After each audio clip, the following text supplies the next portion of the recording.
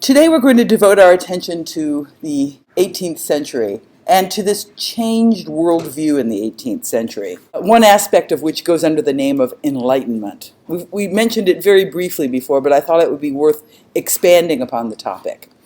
The image we see here is a French salon, which is a great idea. This is something you guys should try to organize in your own squalid little student apartments, where you get the literati, the most learned people in Columbus, Ohio, around to discuss ideas. You might have a theme, the rights of man, or you might have a theme, should women have equality, or you might have a theme, is slavery a good idea, or you might have a theme, can biology be quantified? It could be any kind of topic at all. You would be interested in everything in the world, and you would particularly be interested in finding new ways to systematize that knowledge and to make sense out of that knowledge and to make that knowledge something that can be structured to advance you to the next position. To a large extent, the learned societies that proliferated in the 18th century grew out of the academy, like the French Academy initiated by Louis XIV in the 17th century, where you tried to find a way to make knowledge transferable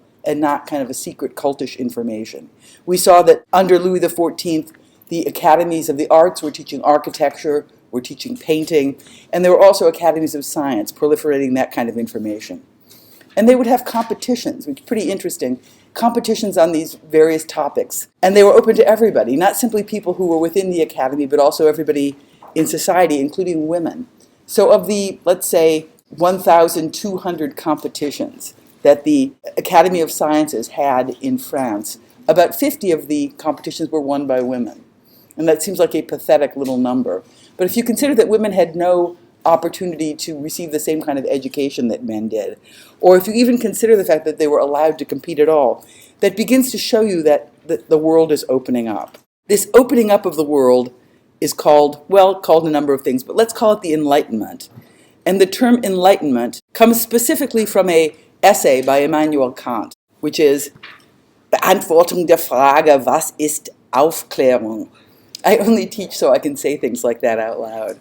And that basically means answering the question, what is enlightenment? The basic premise of Kant's essay is that people should think for themselves. He structures the essay in terms of advancing from immaturity, which he calls nonage, to maturity, and suggests that in a state of immaturity, you allow people to make decisions for you. People tell you what to eat, people tell you what to do, but as you mature, you make decisions for yourself.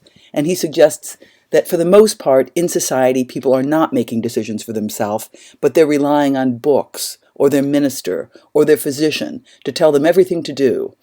And this is very relaxing, this is very easy, because they don't have to do any thinking, they don't have to make any effort. Kant says, this enlightenment requires nothing but freedom, and the most innocent of all that may be called freedom, the freedom to make public use of one's reason in all matters. Now I hear cries from all sides, do not argue. The officer says, do not argue, drill. The tax collector, do not argue, pay. The pastor, do not argue, believe. Only one ruler in the world says, argue as much as you please, but obey.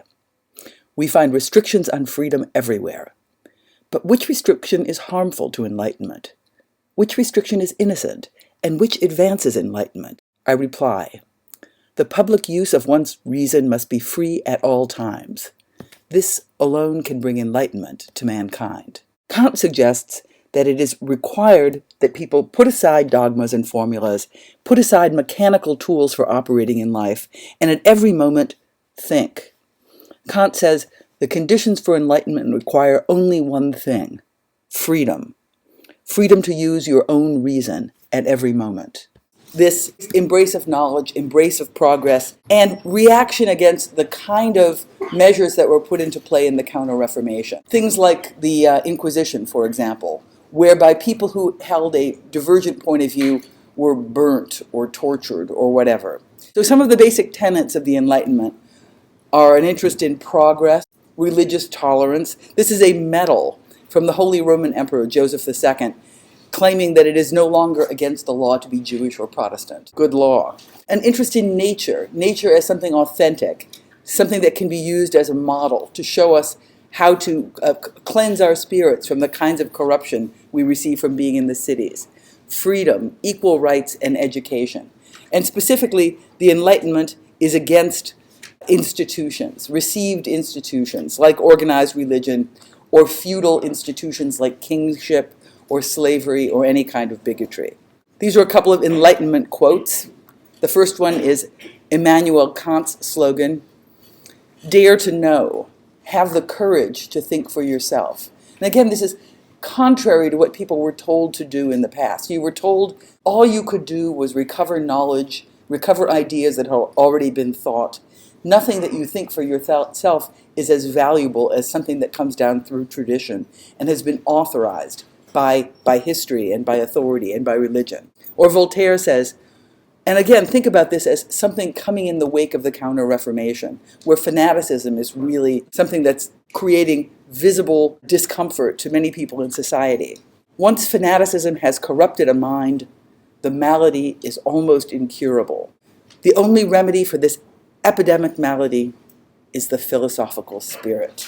So these are some of the big protagonists of the philosophical spirit: Voltaire, Rousseau, Montesquieu, and with them, Thomas Jefferson and Benjamin Franklin. The founders of the United States of America grew up in the period of Enlightenment and carried to America and carried in the founding documents of the United States these Enlightenment principles: equality for all, freedom for all, the opportunity to learn, the importance of education, and a tolerance. All these things are enshrined in the Constitution of the United States and in the Declaration of Independence. Here's Rousseau, Jean-Jacques Rousseau, who wrote a number of important works. For example, the Discourse on the Origin of Equality, which is a doctrine very strongly against slavery, which is alive and well, not only in the United States, but in all the colonies at this time, and The Social Contract. These are some Rousseau quotes. "The first man who, having fenced in a piece of land, said, 'This is mine,' and found people naive enough to believe him, that man was the true founder of civil society." And when Rousseau says civil, he really means horribly corrupt and awful. He's being a little bit tongue-in-cheek with civil, because Rousseau values nature above civilization. From how many crimes, wars, and murders, from how many horrors and misfortunes might not any one of us have saved mankind by pulling up the stake or filling up the ditch and crying to his fellows, "Beware of listening to this impostor. You are undone if you once forget that the fruits of the earth belong to us all, and the earth itself to nobody." So that's the spirit of Enlightenment, and that is the spirit in which the United States was founded. So we have this concept of the noble savage, which essentially says man is born virtuous and society corrupts him. So the more you can get out of these civil structures and the more closely you can be connected to nature, the better you will be. One of the great documents of the Enlightenment is the Encyclopedia by Denis Diderot and his friend Mr. D'Alembert. You think of encyclopedias as things that now exist digitally as Wikipedia, which, by the way, is where this picture of Diderot came from, so I'm not knocking Wikipedia. But the idea of an encyclopedia is a kind of amazing thing. The idea of an encyclopedia is an attempt to put together all of mankind's knowledge in a single document and organize it, catalog it, structure it, so that that knowledge can be retrieved in an efficient manner. It's an amazing undertaking. Couldn't have been conceptualized in an earlier period. Only in the spirit of Enlightenment, progressive thinking. Only in the spirit of Enlightenment, love of education, could such an idea have come into being. And these are just a few plates from Diderot's encyclopedia. It just talks about everything. It's really fun to look through. For example, perhaps you're interested in horses and their harnesses. Maybe you're curious about cutting tools. Now let me tell you about the printing press. And it's just a kind of strange document full of stuff. And really, part of the task that Diderot has is acquiring all this information. But another major task that he has is finding a way to structure it. How do you structure all the knowledge in the world? What is the correct way to put forward all the knowledge in the world? There is a 20th century philosopher, Michel Foucault, a French structuralist, who spent really a good part of his career trying to sort out this moment, this birth of a new way of thinking. And he wrote a number of books, and they're all really interesting and really good. The Order of Things, written in 1966, in French goes by the title Les mots et les choses, une archéologie des sciences humaines, which is to say, in French it means the words and things. And it's interesting that that title doesn't get conserved in English, because what Foucault is looking at is how slippery the connection is between the word and the thing it means, and how a key to understanding the difference between, say, Enlightenment thinking and the thinking that went before it has to do with this association between sign and signifier. That in the earlier period, that association was magical and unquestionable. And by the time you get into the late 17th century, the time of the academies, and in the 18th century, in the time of the Enlightenment, it becomes a much, much more slippery thing. Foucault wrote a bunch of books, but he wrote another book about this period called Discipline and Punish. And in that book, he's looking at the rise of these institutions that take care of aberrant things in society. Like up until pretty much the 18th century, if you had somebody who didn't quite fit in, you called that person the village idiot, and you would poke him with a stick from time to time. That would be what you would do. And that was great, because after that period, you threw them in a big pit and gave them some water sometimes. You marginalized people that didn't fit into the norm. The dark side of the Enlightenment desire to give structure and form and clarity to all things in the world was, if things didn't fit in, they had to be marginalized and hidden from view. We've looked at Piranesi's prisons, but Piranesi's prisons are really more, and he calls them this, prisons of his imagination. They're imaginary prisons. They're this sublime evocation of what the condition of being in prison might be. During the Enlightenment, however, philosophers gave serious attention to the question of the prison, particularly Jeremy Bentham, a British philosopher who in 1785 proposed the idea of the panopticon. And for Bentham, the panopticon would be a new reform in what it was to incarcerate. Instead of using torture, instead of using deprivation and cruelty, the panopticon could offer a kind of pain-free surveillance. And it would have to do with the notion of conscious and permanent visibility. You have a watchtower in the center, you have prison cells arranged around it, and the condition of surveillance has to do with the fact that the warden in the center can see the prisoners, and the prisoners cannot see the warden. The Millbank prison in London in 1861 is one of the earliest examples of a penitentiary designed in this panopticon spirit. We have the multiplication of these panoptical organizations, towers in the center, radial disposition of cells on all sides. This model appears again and again. Here's Pentonville Prison in North London. This is the form that more or less gets reproduced in a wholesale fashion. Little baby panopticons surrounding the major panopticon. And even in the United States, John Haviland's Eastern State Penitentiary of 1829 is a pretty straightforward example of a panopticon. Radial. Opticon means the eye. Pan means all. So by situating the warden in the center of this radial organization, he has this all-seeing eye, power to surveil people in all the cells. And the benefit of the model of the panopticon, of course, is that the warden can see the prisoners, and the prisoners cannot see the warden. Instead of relying on the guard to personally be at hand when the criminal is behaving in an improper manner, the panopticon hides the act of surveillance, and thereby it forces the prisoner to be constantly vigilant, constantly on guard. People could be surveilling them at any moment. Discipline, instead of being imposed from without, in the model of the panopticon, becomes internalized. In Discipline and Punish, Foucault challenges the idea that these prisons are humanitarian.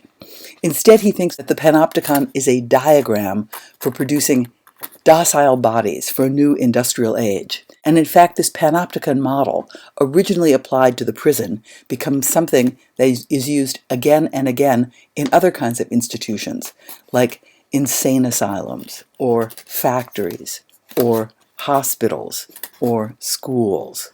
By the way, John Haviland, the architect of the prison in Philadelphia, is considered to be one of the major American architects of the period.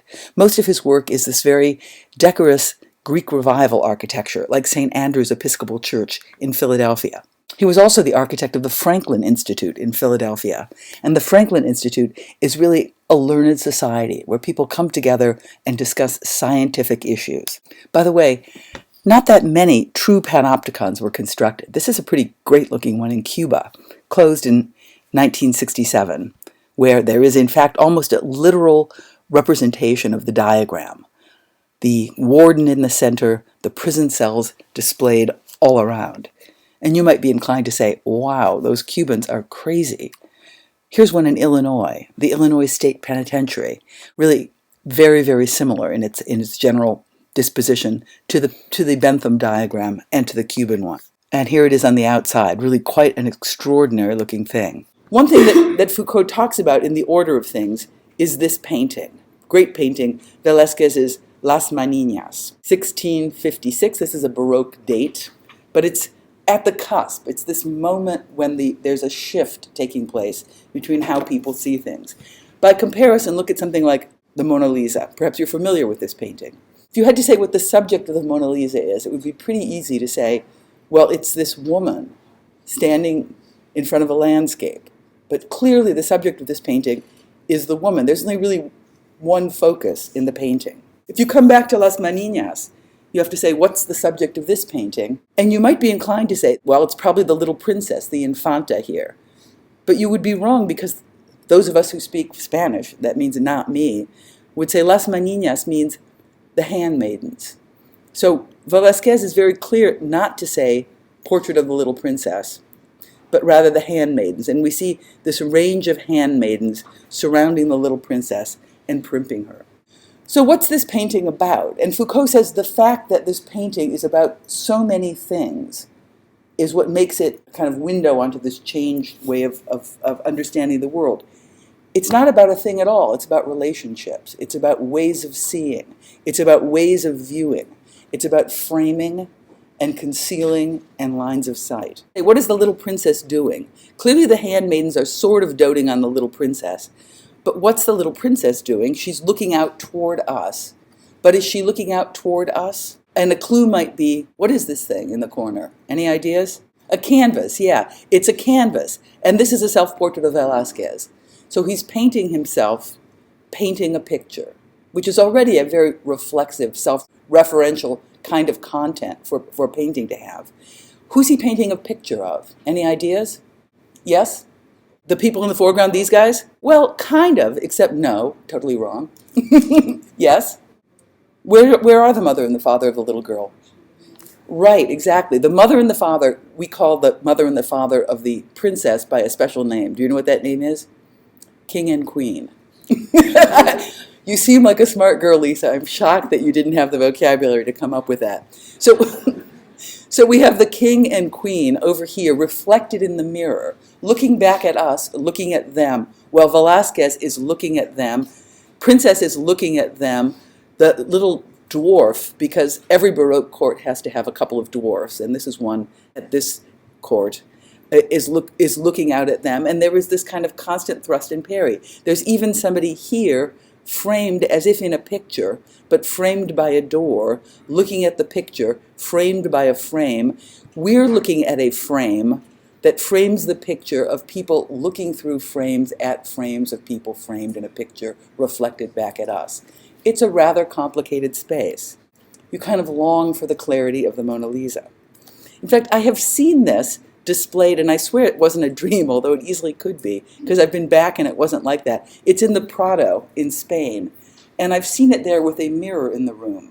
So you're allowed to go stand in front of the mirror and look at yourself in the mirror, looking at the reflection of Las Maniñas. It might have been an installation. This was years ago, but it was a nice experience. So that is what Foucault would say becomes the way of seeing things by the time you slip into this period. And of course, he doesn't say things clear like 17th century or 18th century. He uses these words that no other human being in the world uses, which are classical episteme and pre-classical episteme. Episteme, what could that be? Well, good luck trying to find out. The book sort of unpacks these terms, and episteme is the root of the branch of philosophy, epistemology. And epistemology is the branch of philosophy that deals with how do you know things? How is it that you can acquire knowledge? It's a speculative field. And for Foucault, an episteme is a way of knowing the world. How do you extract knowledge from the world you're in? He would say the pre-classical episteme, that is pre-Baroque, before the birth of the academies, and this increasingly progressive way of acquiring knowledge, building on knowledge, and advancing discourse. The pre-classical episteme was a system of knowledge based on faith, resemblance, and mystical affinities. Think of astrology, for example. You look at the sky, you see something that looks like a woman sitting on a throne, and you think, Cassiopeia, the Greek goddess in the sky. Or you see the orbits of planets, and you think these things are predicting your future because they resemble certain patterns that have been individuated. Or you look at tea leaves, and you see little patterns in the tea leaves, and you say, the tea leaves look like a heart. I think I'm going to fall in love. This is the pre-classical episteme, where there is a direct resemblance between the thing and the meaning of the thing. The sign and the signifier adhere tightly together. By the time you get to the classical episteme, and by classical he means Baroque and forward, and that's where Foucault is slippery because nobody else uses classical that way. By the time you get to the classical episteme, beginning in the middle of the 17th century, you acquire knowledge through direct observation, through reason. Scientific method supplants earlier methods of acquiring knowledge. Debate had to do with how many teeth do people have. And you could argue a lot about how many teeth people have. I think people probably have 20 teeth, because that is a really nice number. And you might say 25 is a better number because it's a square, and I would have a hard time arguing with you. I might say 36, because 6 is a perfect number. You can multiply the factors of 6, and you get 6. Or you can add the factors of 6, and you get 6. So if you take the square of 6 and get 36, that would be a good number for teeth. This all makes sense to me if I were living in a pre-classical episteme. If I were living in a classical episteme, I would just count your teeth. And I would say, this is how many teeth people have. Or I might not just count your teeth. I might count everybody's teeth and take an average. I would take a larger scientific sample and I would average that. Kind of makes sense. Of course, we are living in the moment where that way of organizing knowledge makes sense. But it really represents a huge departure from the previous way of organizing knowledge. Foucault refers to a book on the history of science by a man called Thomas Kuhn. And Kuhn speaks about a paradigm shift. And paradigm, in this sense, means something like episteme to Foucault. Thomas Kuhn's paradigm is like Foucault's episteme, a structure by which we can know and understand our world. And a paradigm shift is a change in how knowledge is apprehended and meaning conferred to the world. So there's a shift. Thomas Kuhn suggests that these paradigm shifts are abrupt. They're really kind of sudden. There's no predicting them. They just happen all of a sudden. Within a few years, around 1800, the tradition of general grammar was replaced by an essential historical philology. Natural classifications were ordered according to the analyses of comparative anatomy, and political economy was founded on main themes which were labor and production. Kuhn is suggesting there are two paradigm shifts. One is this moment in the Baroque, and one is at the beginning of the Industrial Revolution, where people begin to shake up how they understand and organize the world. He talks a lot about discontinuities in the way these paradigms give rise to a new paradigm. And these are the two great discontinuities: the beginning of the classical age, halfway through the 17th century, and the beginning of the modern age at the beginning of the 19th century. I might just say, if Foucault had lived a bit longer to come into the digital age, he may have said there's another great discontinuity.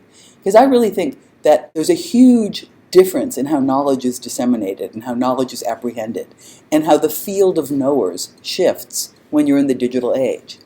In the 17th century, or in the beginning of the 19th century, the people who could get knowledge were the people who had access to books, or access to universities, or access to the kind of leisure time you needed to come into contact with that. But now, people in remote villages can go to iTunes University and hear this very discussion that we're having now, provided they have a computer. The world is flattening, and there is a kind of common access to information that would have been unthinkable to Foucault, having died in 1984. I've been kind of not talking about a number of Magritte paintings. They're all pretty provocative. And the cover of my personal English translation of The Words and Things has this Magritte painting on it, Ceci n'est pas une pipe, which translates into This is not a pipe. What do you think that means? Why is it entitled This is not a pipe? Yes? Right, it's not a pipe, it's a painting of a pipe. I think this notion of the image of the thing, the simulacrum, the artificial, is what's being discussed here. It's not a pipe at all, it's the picture of a pipe. And here it's even less of a pipe than the picture of the pipe, because it is a digital projection of an image on my screen of a picture of a pipe taken from a book. So it's totally fake. It's not a pipe at all. The thing pipe and the word pipe don't connect together, and in fact even the image pipe doesn't connect together. So many of Magritte's paintings are about this same theme that Foucault is discussing, in the kind of disconnection between the signified and the signifier. Foucault also talks about this beginning of a story by Borges, where he's talking about a Chinese dictionary. I don't know if you've ever read this.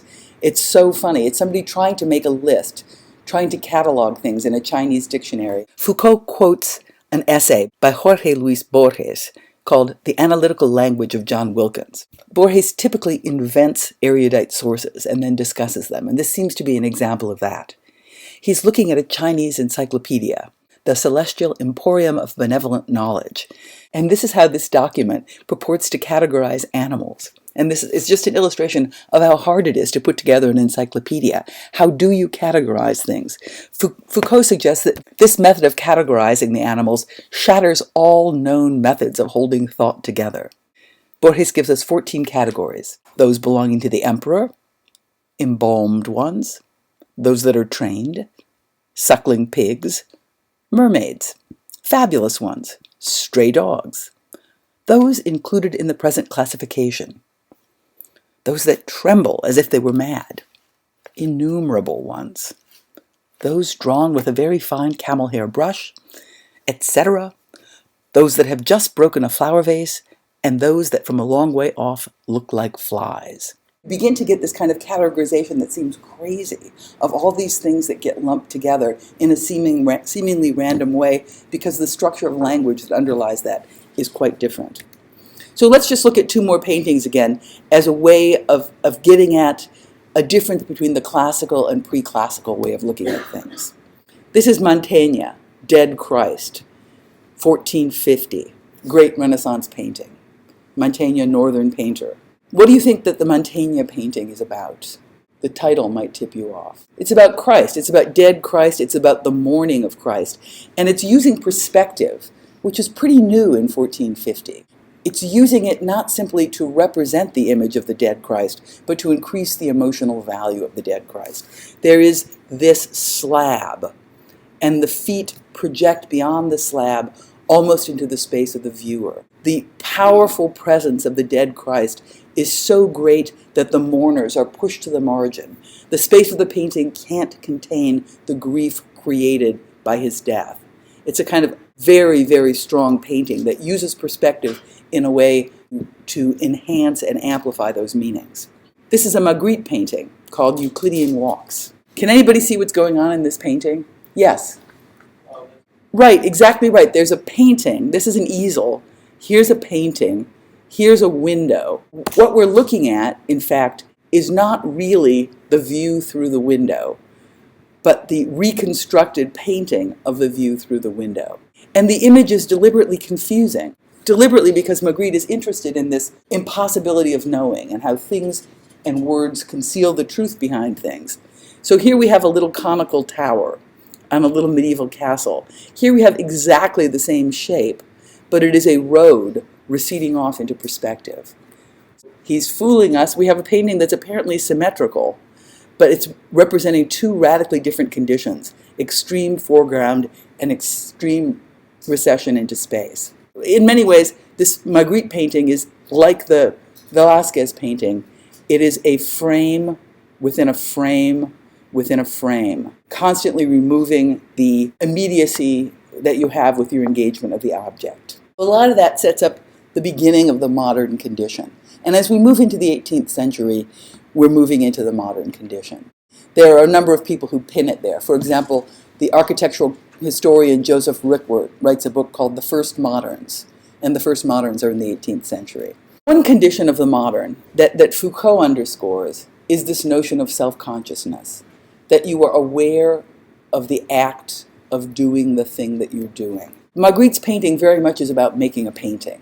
It's about the act of representing, whereas Mantegna's painting is about the act of making a contemplative icon of the dead Christ. There is this self-consciousness. You're out of nature. It's like Tintern Abbey and Wordsworth that we discussed last time. Wordsworth is aware of the fact that he is having an experience admiring nature, but he can't get to the authenticity of that experience, not the one that he had the first time.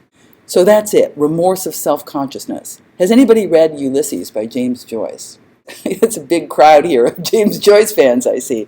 Well, you would probably get stopped like in the first page by the words Agenbite of Inwit, because I know that made me put the book down until I got a little bit of a concordance to go along with it. This is a phrase from a medieval text that means remorse of self-consciousness. And in many ways, Joyce in Ulysses is talking about the modern condition, and he identifies it right away with a medieval phrase, meaning remorse of self-consciousness, that you cannot get beyond the fact that you know that you are doing something in the world in a way that's no longer authentic. You can't get back to the authentic act. So that's one of the problems.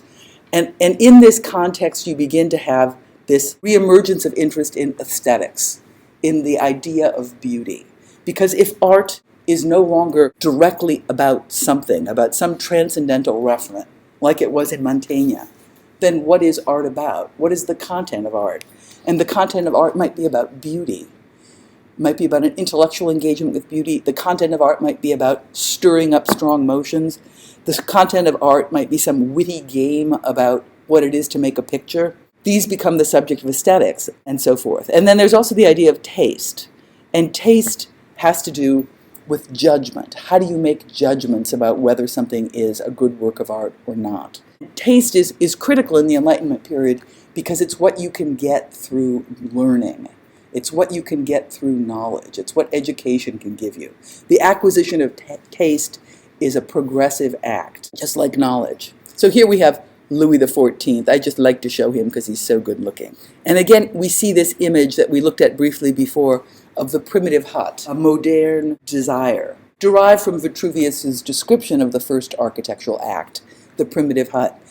But in this 18th century representation of the primitive hut by Abbé Loger, it really looks like a desire to get back to origins, a desire to get back beyond the clutter of history to an original way to make things. It's kind of like Rousseau's Noble Savage. How would you build if history and culture didn't force you to build in a certain way? Here in Loger's drawing, we see classical architecture piled up like a heap of discarded trash, and the allegorical figure of architecture is saying, this, look at the forest. This is how you build. This is the original act of architecture. Architecture is not about the orders. Architecture is not about heavy stone carved and shaped in an artificial way by man. Architecture derives from the natural condition of the forest. And the ornament of architecture, instead of being conventional, derives from the joinery, the twining together of branches. You're going to see this like 10,000 times by the time we're done, because it really is a key image to understanding how we move forward into modernism. In the context of this discussion of the Enlightenment, I want to review again these terms we discussed last time of the beautiful and the sublime. These are terms that Edmund Burke discusses in his inquiry into the beautiful and sublime, and he's trying to find these different categories for aesthetic judgment. The beautiful is really the thing that the Renaissance would have wanted. Clear, well-measured, proportional, understandable. And the sublime, in many ways, is the architectural effect you get from Gothic, where you're overwhelmed, you're dazzled, you don't quite understand the limits of the space or the kind of light, or even from Baroque, where there's something rhetorical and powerful going on. You would also get a feeling of the sublime from nature. When Piranesi does his engravings, some of which are meant to be scenes of everyday life in Rome, he does so with this strong, sublime desire. Like this is the Colosseum, but it's much bigger than it should be. The light is really strong. There's backlighting. The idea of the ruin is played up so that you can begin to see nature overwhelming these great artifices of culture. Revit, when they're measuring the Greek antiquities, a very Enlightenment project to be out there looking for origins, looking beyond Rome, looking at Greece. But at the same time, they do these strong, sublime landscape paintings, backlighting, strong sweep of nature, very dramatic. Or Piranesi's Capriccios, where it's just backlighting, overwhelming scale, superabundance of material. Or his prisons, where in his original print, it's already crazy, but when he recuts the plates, he just keeps amplifying and amplifying and amplifying the amount of material there, so that it really becomes like a maze almost, or a portrait into the mind of someone trying to make sense out of things that cannot be constructed together. This is the Chinese dictionary of all these different pieces that don't adhere together. Or this is just the attempt of taking too much information and trying to make order out of it. It also has to do with the deliberate play of sensual apprehension of an architecture or a painting, as opposed to an intellectual apprehension of that.